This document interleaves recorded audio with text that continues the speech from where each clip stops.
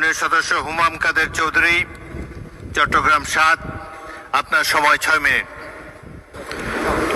বিসমিল্লাহির রহমানির রহিম। মাননীয় স্পিকার, আপনাকে ধন্যবাদ। প্রথমত এই জিনিসটা বলা দরকার, আজকে আমার এখানে থাকার কথা ছিল না, আমার এখানে দাঁড়িয়ে বক্তব্য রাখারও কথা ছিল না। আমার মরহুম বাবা সালাউদ্দিন কাদের চৌধুরী, ওনাকে মিথ্যা মামলায় হত্যা করা হয়, আর সেই কারণে the Almighty in His great wisdom has decided that I stand here in His stead. আমি যদি কোনো ভুল করে থাকি আমাকে ক্ষমা করে দিবেন, তবে প্রথমবারের মতো বক্তব্য রাখছি এই সংসদে, কিছুটা তো নার্ভাসনেস আছে। শুরুতেই আমি শ্রদ্ধার সাথে স্মরণ করছি শহীদ রাষ্ট্রপতি জিয়াউর রহমানকে এবং বেগম খালেদা জিয়াকে। ওনাদের কারণে আজকে এই স্বাধীন বাংলাদেশে দাঁড়িয়ে আপনার সামনে বক্তব্য রাখতে পারছি।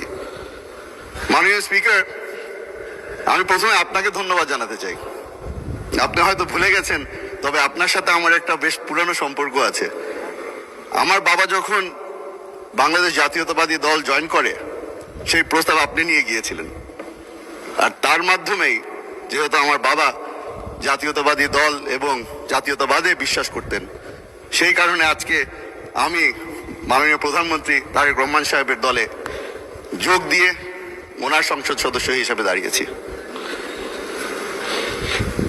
মাননীয় স্পিকার, এখানে দাঁড়ানোর পরে অনেকেই তাদের নিজ নিজ এলাকার সমস্যার ব্যাপারে কথা বলেন।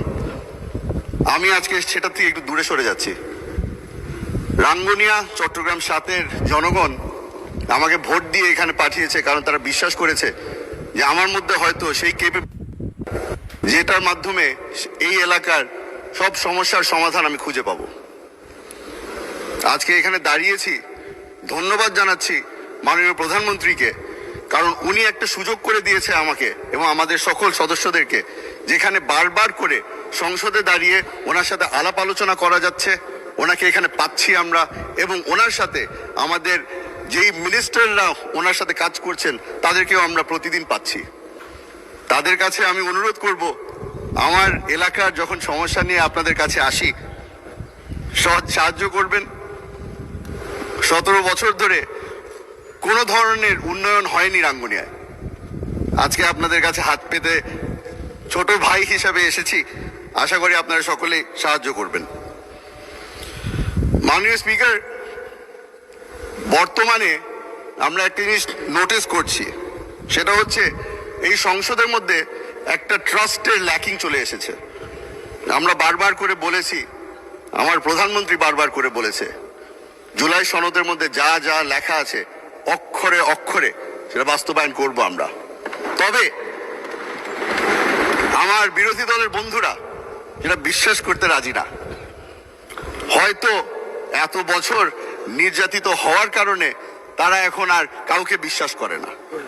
তবে আমি বলে রাখি, আপনারা যেভাবে করে 17 বছর নির্যাতিত হয়েছিলেন, আমরা এখানে যারা উপস্থিত আছি আমরা সকলেই নির্যাতিত হয়েছিলাম। আপনারা যেভাবে করে এখানে সংসদ সদস্য আছে যে আয়না ঘরে অনেক বছর ছিলেন, আমিও সেই একই আয়না ঘরে 7 মাস হয়ে এসেছি। বেশ লম্বা জার্নি ছিল আয়না ঘর থেকে এই সংসদ পর্যন্ত। আশা করি আমার উপরে তারা ভরসা রাখবে। আশা করি যারা যারা এখানে নির্যাতিত, যারা এখনো এই গুমের শিকার, যারা এখনো প্রিয়জনকে ফিরে পায়নি, তাদের উপরে ওনারা ভরসা রাখবেন। আমরা একটা নতুন জিনিস দেখতে পেলাম। প্রথমবারের মতো আমার প্রধানমন্ত্রী একদিনের মাথায় এই সংসদে দাঁড়িয়ে বলল, আপনারা আপনাদের সাহায্যের হাত বাড়িয়েছেন, আমরা সেই সাহায্য চাই। সঙ্গে সঙ্গে কমিটি গঠন করে দেওয়া হলো। এই ন্যাশনাল এবং ইন্টারন্যাশনাল ক্রাইসিসের মধ্যে আমরা তাদের সাহায্য কামনা করি, এবং যেহেতু তারা সাহায্য করতে চেয়েছে আমরা তাদেরকে ধন্যবাদ জানাই। মাননীয় স্পিকার, আজকে অবাক হলাম। আমি একটি প্রোগ্রামে গিয়েছিলাম যেখানে এই মানবাধিকার নিয়ে অনেকক্ষণ ধরে কথাবার্তা হচ্ছিল। সেখানে আমাকে বলা হলো যে এই মানবাধিকারের যেই অর্ডিন্যান্সটা ছিল সেটা ল্যাপস হয়ে গেছে, কেন হলো? সেখানে জবাব দিয়ে এসেছি যে মানবাধিকারের যে অর্ডিন্যান্স ল্যাপস হয়েছে সেটা একটা দুর্বল অর্ডিন্যান্স ছিল। শক্তিশালী বিল আকারে আমরা এখানে একটি নতুন বিল প্রস্তাব করব।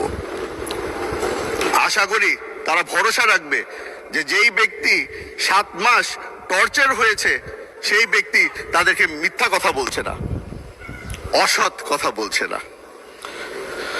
মাননীয় স্পিকার,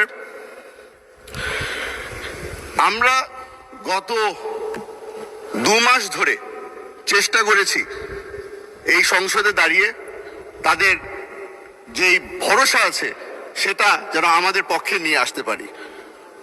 আশা করছি সামনের মাস যেগুলি যাবে আস্তে আস্তে করে তারা আমাদের উপরে ভরসা রাখা শুরু করবে। মাননীয় স্পিকার, মাননীয় সদস্য, আপনাকে আরো 2 মিনিট সময় দিচ্ছি, কিন্তু এই 2 মিনিটের মধ্যে আপনি কনক্লুড করবেন। ধন্যবাদ মাননীয় স্পিকার। মাননীয় স্পিকার, আমাদেরকে বারবার করে জিজ্ঞেস করা হয় যে আমরা যে এই সংসদে দাঁড়িয়ে আছি নতুন করে বিল আকারে কেন নতুন বিল আনা হচ্ছে। আমি তাদেরকে বলে দিতে চাই, আমার প্রধানমন্ত্রী আমাদের উপরে ভরসা রেখেছে এবং আমাদেরকে সুযোগ করে দিচ্ছে। উনিও জানতে চান আমার ওপিনিয়ন কি। এই জুলাই সনদ যখন সই করা হয়েছিল তখন আমরা রিপ্রেজেন্টেটিভ পাঠিয়েছিলাম, তবে আমি এখানে দাঁড়িয়েছি representing the people of Rangunia. ওই সনদ সই করার সময় আমাকে কোনো সময় কোনো প্রশ্ন করা হয়নি। আমার প্রধানমন্ত্রী জানতে চায় আমার ওপিনিয়ন কি।